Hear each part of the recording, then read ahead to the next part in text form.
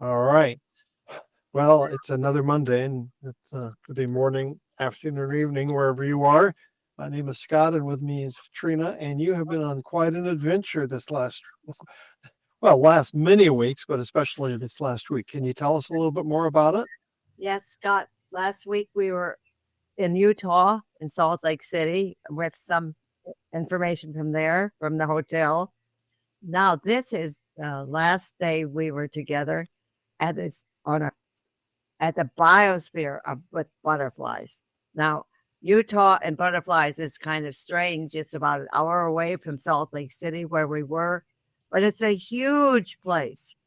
And we also were treated to a butterfly release where each of us who are part of this release were given a plastic container, like I usually use type of thing, that we let out at a certain point. So here is one on someone's finger. Isn't that beautiful? That's a Nagayo. And here's one for one right in the biosphere. You can hear the water running tonight. These are different ones. These are all taken by Mary Soul, who just sent them to me about a half an hour ago. So this is just really, really good stuff that she's created for us. You have to imagine a place that's it's like 2 stories high and has big tropical plants. No, it's Yeah. amazing, quite amazing. And a lot of of course, the butterflies go as they usually will to the light, which is on the glass of the sort of greenhouse approach there. So they Yeah.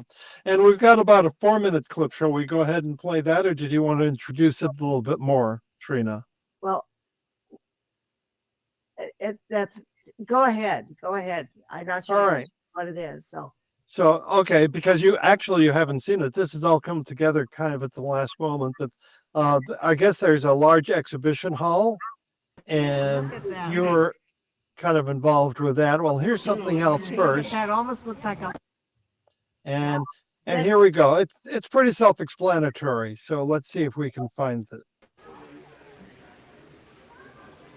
that's Yeah, we've shown that one.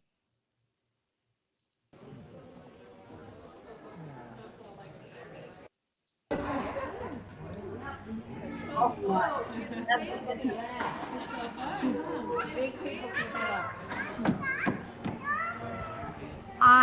You're on top, you see on the bottom.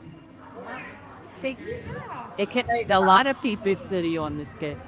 It's such a big bonus.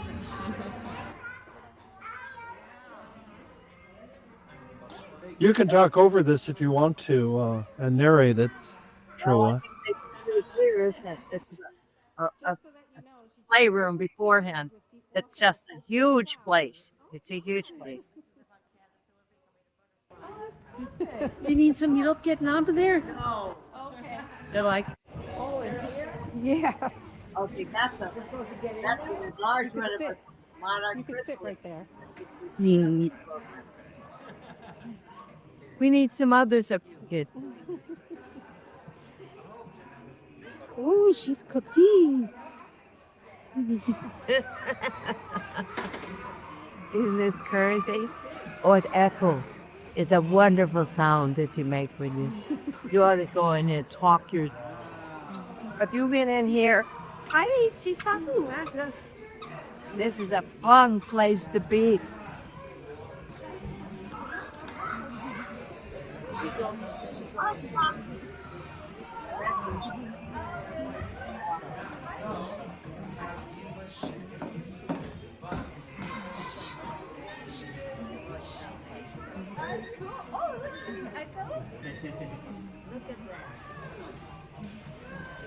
Look at that. So I think we're going to come this.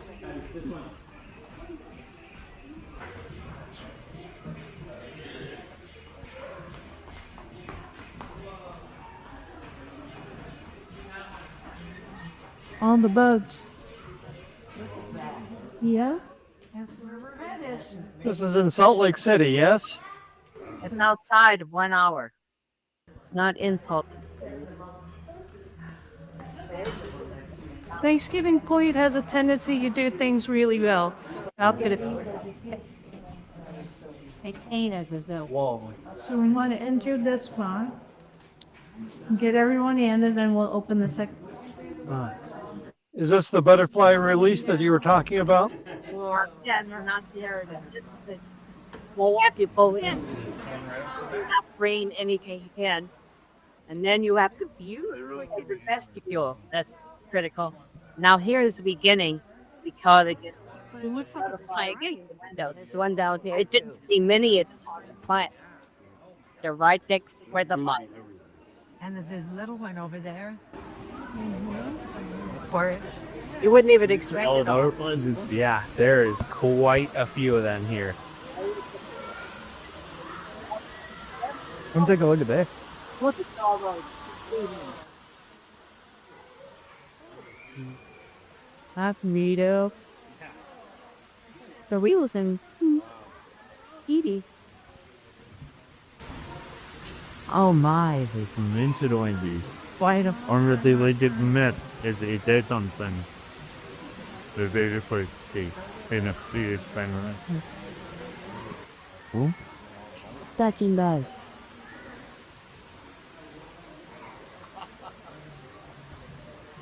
Person in the orange shirt is my son. He's the entrance, and he came from Palavale. Hey, Or chasing each other around. Yes, the two of you sit with your butterflies and please. Butterfly Annie. Look at this shirt. Look at your hot shirt, Trina. Look at you. See, this isn't great. The train not in that. You guys want to hang out and think with each other? They're with each other. Bishop. No, You want? You did. okay, that was it, Trina.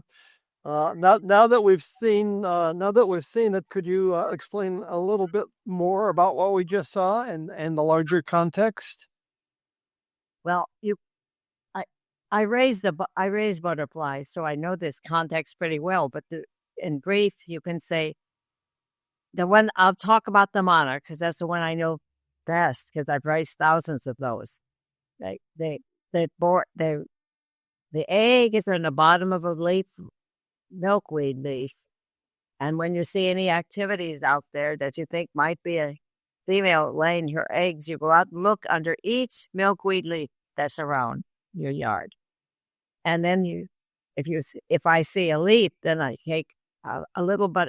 It's the size of a grain of sand, so it's really teeny, really teeny. So I usually remove the leaf and I bring it inside and put it in some sort of plastic container.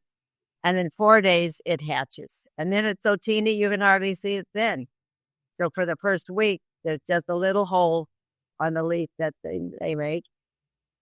And it grows and grows and grows. So by 2.5 weeks, it's about almost 3 inches long. It's just a voracious eating machine. And it stops every once in a while it changes its coat. It's an exothermic skeleton. That means it grows as big as a coat can handle it. And then when it's feels like it's ready to burst. It seems like it must be. It then sort of goes still. And first you think it might be dead. And then it just waits for half a day or something. And then it crawls out of the new coat that's born inside, that's growing inside. And it eats the old one because it's a good protein for it. So they do that 4 times, and then they do it a 5th time. The 5th time is the exciting time when it goes into the chrysalis and hangs upside down for a day. The monarch has a little bit of ability to weave a little cocoon, not cocoon, little nub of web, little web that it's on top of wherever it is. If it's on the ceiling in my house, fine. If it's in a little plastic container, fine. Wherever it can get high, it will hang upside down for a day. And then it's so exciting to see this going in. It's hanging upside down, and then it splits open here, and the old coat is pushed up because this thing is wriggling and wiggling and wiggling. You think it's going to fall off, but I've never seen one fall off at this point. So it gets up at the top and either falls off or stays at the top. And then the chrysalis is there in that bright, beautiful green. And it's bumpy in the beginning, like the caterpillar was. And within half an hour, it smooths out and gets brilliantly looking like a monarch, like a rich royal thing, because it has gold spots on it. So that's probably how it got its name, monarch, because it looks so regal in the chrysalis. So then in about 2 weeks then, depending on the temperature, shorter if it's very hot, longer if it's cold. And it will then come out, and his wings are all shrunk up, and it looks quite deformed. And it has a great big belly. And then it pumps this juice that's like blood into the wings, and the wings gradually go down and down and down and down. And it hangs there limp, and it's very wet. So it takes about an hour and a half, 2 hours for it to dry out enough, and it starts to then flap its wings and move. Now that's when you hope that it doesn't fall off, because if it falls off and the wing is bent when it falls, it dries like that it can't fly. So if you're ever around as a human, you can stick your finger in and it will crawl on the finger, and you can lift it up and put it on a plant or on a piece of paper or anything at all that keeps it hanging during that time. So then it will not eat the first day, typically. It doesn't eat anyhow. It just drinks, because the eating mouth, which is so vigorous as a caterpillar, disappears, and a proboscis comes out. It comes out in 2 sections, and then it has to quickly join together to just be one sucking tube. And then it drinks then only nectar from flowers. And that's the idea and hope for the flowers, that the big exchange happens, that the butterfly carries the love of one flower to another flower and fertilizes it so it can have babies.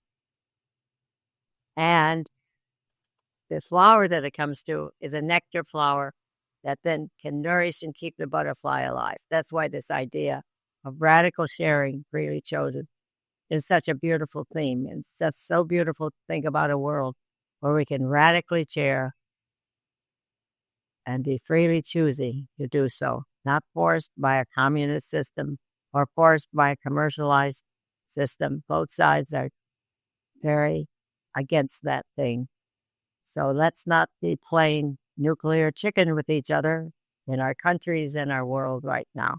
Let's see how we can share and love each other. That's the message. That's the message of the butterfly event. And what's special about that is that my friend Marisol, and I knew her too, but Marisol and this woman were very, very, very close, like sisters. And their memorial was on the same day as this, and Marisol was with me in Utah.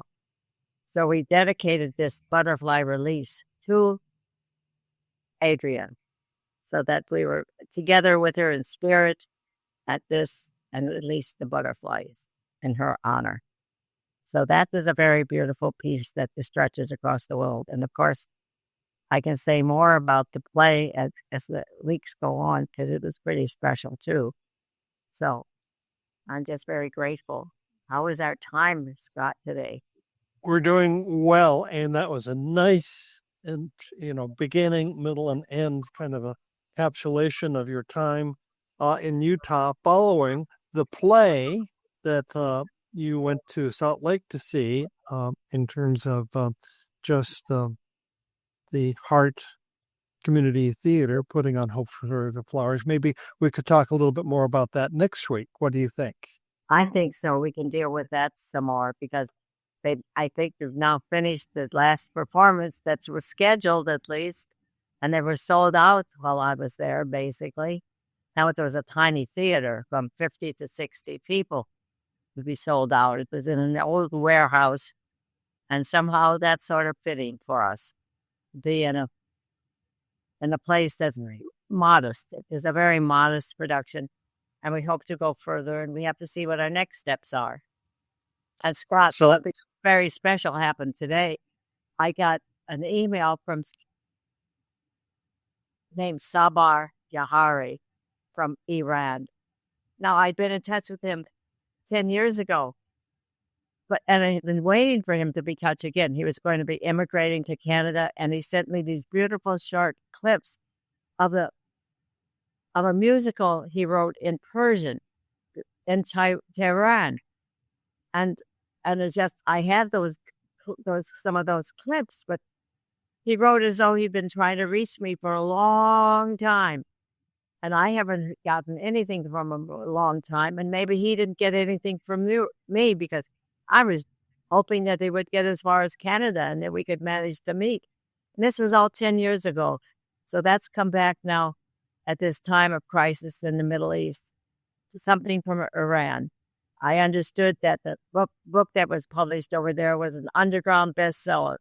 So I look forward to trying to work with this and see what we can do to build peace through Hope for the Flowers around the world. So I feel very grateful for that opportunity, Scott. And what we do, how we do that, is not clear to me because you can't have any direct official relationship with anything from Iran right now, as far as I know. So let's see what we can do anyhow. Okay, so we work for peace and we pray for peace these days in our country and the world. Amen.